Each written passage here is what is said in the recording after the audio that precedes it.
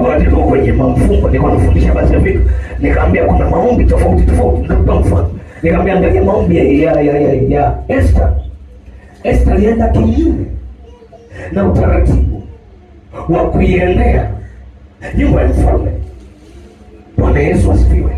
Alienda, anasema alivaa magunia na huko amejisiliba kwenye majivu.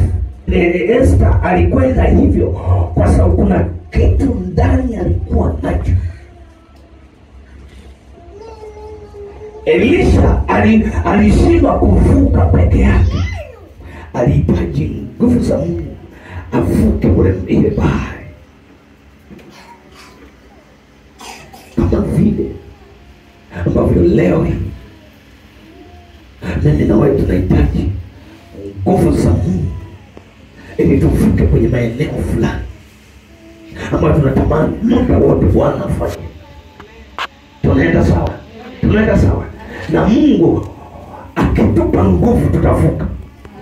Hata kama watazuia utavuka.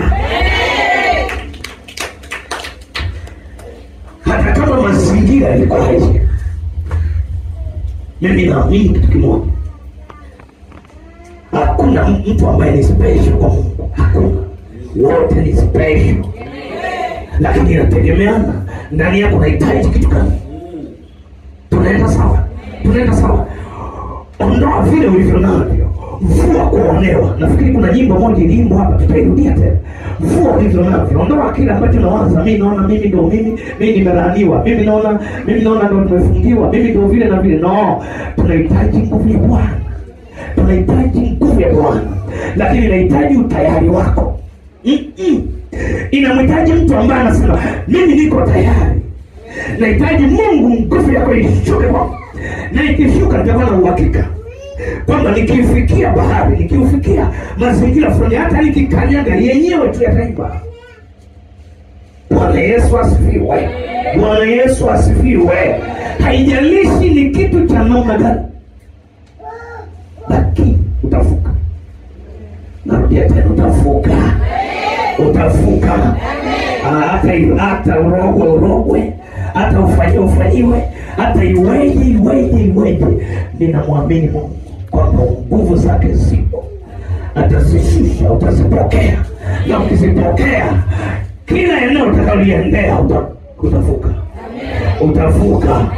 Hata kama kuna mazingira kulikuwa hakuna kibali, Bwana atakuachilia. Hata kama kuna mazingira, madam kile unachotaka ni haki yako, kwa sababu moyo unaugua kwa sababu umekosa haki. Lakini upako Bwana kija, unakamata haki zote, unatafuta haki ziliko. Haijalishi nani ameshikilia, haijalishi ni bibi, haijalishi ni babu, haijalishi ni shangazi, haijalishi ni mjomba, haijalishi ni mchungaji, haijalishi ni mtume, haijalishi ni nani, haijalishi ni babu, yoyote inayoshikilia madamu ni haki yako. Bwana wa mabwana, Simba wa kabila la Yuda, Mungu aliye hai ataingilia kati na anachukua zile haki zake. Haijalishi mazingira, haijalishi una nini, haijalishi unashika kitu gani, haijalishi imekuaje, madamu ni haki, Bwana anaileta. Haijalishi nini nasema hautafanikiwa, mimi nakwambia utafanikiwa. Hujasikia sasa hivi utafanikiwa.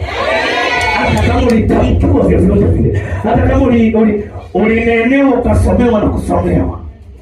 Ninasoma neno la Bwana linaniambia achilia baraka kwao, na mimi achilia baraka kwao.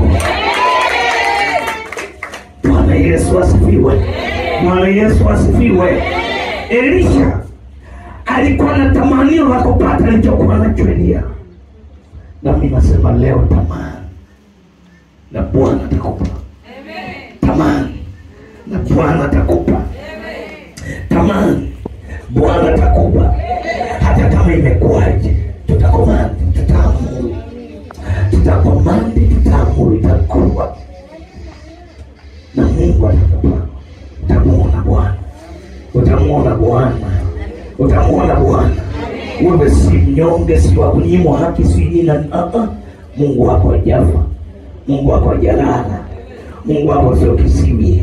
Mungu wako bado yuko hai still mpaka leo. Yuko hai. Anazungumza kwa Isaya 40.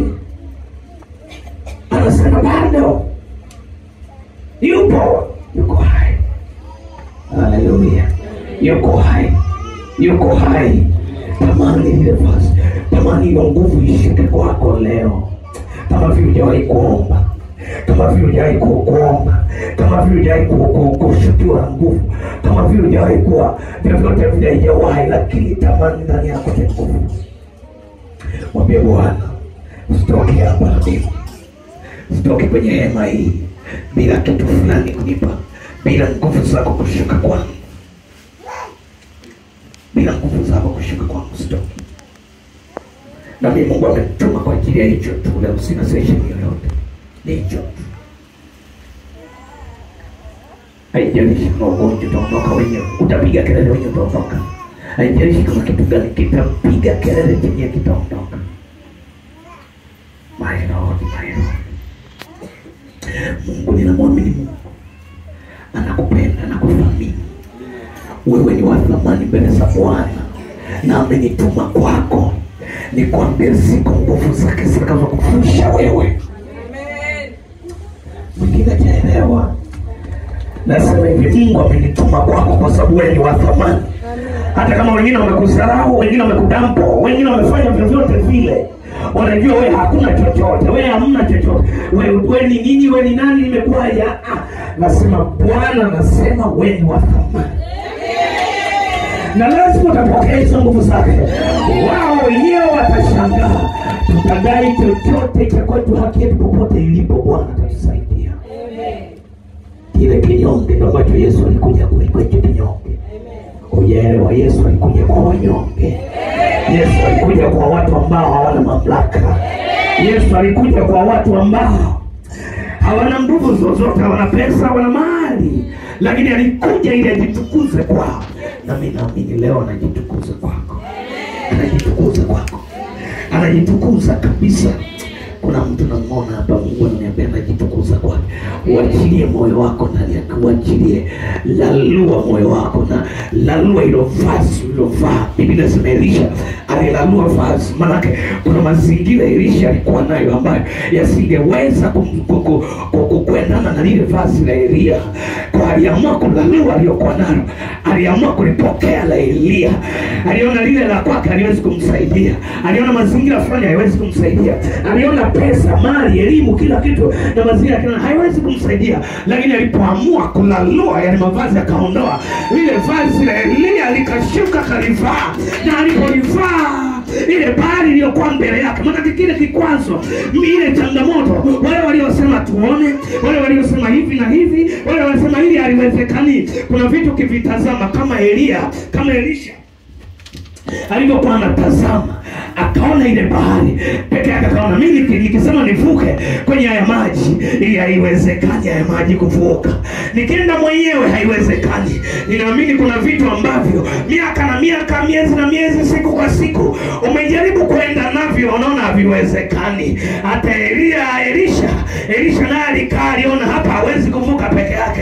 Alimwambia, Biblia inasema walipovuka ng'ambo, walipokaa kule ng'ambo, akamuuliza Elia akamuuliza Elisha, unataka kitu gani? Elisha aliangalia safari alionayo ya kurudi kule anakotaka kwenda, safari ya kwenda anakotaka, akaiona bahari. Ile bahari akiangalia anaona kule ng'ambo afiki. Ikabidi angalie Elia na nini, kile ana nini Elia, bora achukue alicho nacho Elia.